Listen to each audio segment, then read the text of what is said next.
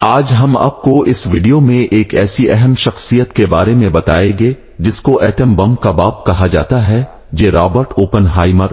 Atom bomb کے باپ کے بارے میں 5 حقائق نظریاتی طبیعیات دان سنسکرت پڑھتے تھے، نیو میکسیکو میں گھوڑے کی پیٹھ پر سواری پسند کرتے تھے اور اسے ریڈ اسکر کے دوران نشانہ بنایا گیا تھا۔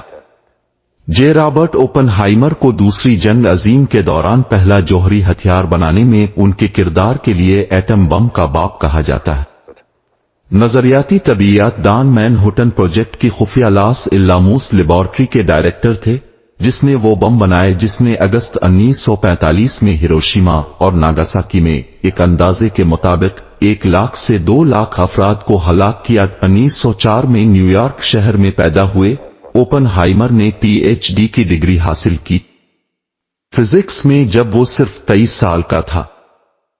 اس کے بعد اس نے کیلیفورنیا انسٹی ٹیوٹ آف ٹیکنالوجی اور یونیورسٹی آف کیلیفورنیا برکلے میں فزکس پڑھایا۔ 1942 میں جنرل لیسلی گرویز جونیئر نے اوپن ہائمر کے انتظامی تجربے کی کمی اور نوبل انعامات کچھ دوسرے ممکنہ امیدواروں میں سے کچھ تھا کہ خدشات کے باوجود مین ہٹن پروجیکٹ کی قیادت کرنے کو کہا۔ جنگ کے بعد اوپن ہائمر نے U S atomic energy commission میں خدمات انجام دیں، جہاں اس نے جوہری ہتھیاروں کے استعمال کے حوالے سے مزید نگرانی کے لیے بحث کی اور ہائیڈروجن بم کی تعمیر کی مخالفت کی۔ یہاں کچھ چیزیں ہیں جو آپ کو مشہور ماہر طبیعیات کے بارے میں نہیں معلوم ہوں گے۔ اس نے سنسکرت پڑھی اور ہندو صحیفے پڑھے۔ اوپن ہائمر کو ہندو صحیفے کی مقدس زبان سنسکرت میں ذاتی دلچسپی تھی۔ انہوں نے برکلے میں پڑھاتے ہوئے زبان کا مطالعہ کیا اور سنسکرت میں بھگوت گیتا پڑھی۔ جب انہوں نے 1965 میں بھگوت گیتا کا حوالہ دیا تو وہ اس متن کا اپنا انگریزی ترجمہ دے رہے تھے۔ اس سطر کا ترجمہ کرنے کے اور بھی طریقے ہیں اور اس کے معنی نیز اوپن ہائمر اس کا حوالہ دے کر کیا بتانے کی کوشش کر رہے تھے پیچیدہ ہے۔ اسے پہلی بار نیو میکسیکو سے پیار ہوا جب وہ نوعمری میں وہاں صحت یاب ہو رہا تھا۔ ہائی اسکول سے فارغ التحصیل ہونے کے بعد اوپن ہائمر پہلے تو ہارورڈ یونیورسٹی میں داخلہ لینے سے قاصر تھا کیونکہ وہ پیچش کے شدید کیس سے بیمار تھا۔ اس کے والدین نے اسے موسم گرما کے لیے نیو میکسیکو میں ایک دوست کی کھیت میں بھیجا اور یہ وہی وقت تھا جب اس نے صحرا کی تعریف اور گھوڑے کی سواری کا شوق حاصل کیا۔ وہ اگلی 2 دہائیوں میں متعدد بار نیو میکسیکو واپس آیا، آخر کار صحرائے لاس الاموس کی کھیت کو مین ہٹن پروجیکٹ کے خفیہ سائنس دا شہر کے لیے جگہ کے طور پر منتخب کیا۔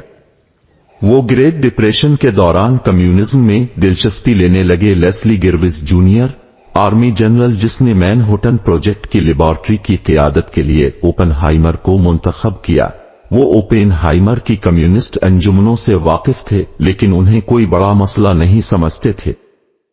جنگ کے بعد اوپن ہائمر کے مخالفین نے ان انجمنوں کا استعمال اسے سلامتی کے لیے خطرہ قرار دینے کے لیے کیا۔ اسے 1950 کی دہائی کے ریڈ اسکیئر کے دوران بلیک لسٹ کیا گیا تھا اور اس نے اپنی سیکیورٹی کلیئرنس کھو دی تھی۔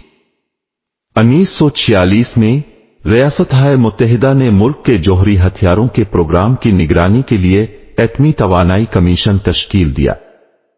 اوپن ہائمر نے جوہری ہتھیاروں پر مزید کنٹرول کے لیے اور ہائیڈروجن بم کی ترقی کے خلاف بحث کرنے کے لیے اس کمیشن پر اپنی پوزیشن کا استعمال کیا، جس کا امریکہ نے پہلی بار 1952 میں تجربہ کیا تھا۔ ایٹم ہیریٹیج فاؤنڈیشن کی بانی اور صدر سنتھیا سیکیلی کہتی ہیں وہ ہائیڈروجن بم سپر بم کے تعاقب کے خلاف تھا کیونکہ یہ ہیروشیما اور ناگاساکی پر گرائے گئے بموں سے 1000 گنا زیادہ طاقتور تھا۔ اوپن ہائمر اس ممکنہ تباہی کے بارے میں فکر مند تھا کہ بڑے اور بڑے بم بنانے کے لیے ہتھیاروں کی دوڑ شروع ہو جائے گی۔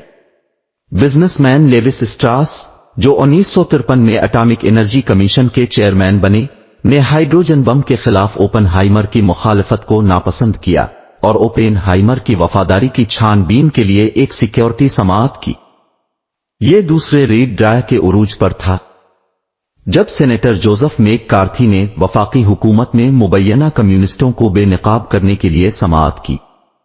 ایف بی آئی کی مدد سے، جس نے اوپن ہائمر کے فون کو غیر قانونی طور پر ٹیپ کیا تھا، एटॉमिक एनर्जी कमीशन ने समाअत के दौरान दलील दी कि कम्युनिस्टों के साथ ओपनहाइमर की वाबस्तगी ने इसे सिक्योरिटी के लिए खतरा बना दिया। 1955 में हुकूमत ने उनकी सिक्योरिटी क्लियरेंस मंसूख कर दी, जिससे वो इस दौर में ब्लैक लिस्ट किए जाने वाले बहुत से लोगों में शामिल थे। उनकी मौत के 50 साल बाद अमेरिका ने सिक्योरिटी क्लियरेंस का फैसला खाली कर दिया। उस तरह की और वीडियो देखने के लिए चैनल को सब्सक्राइब करें। शुक्रिया।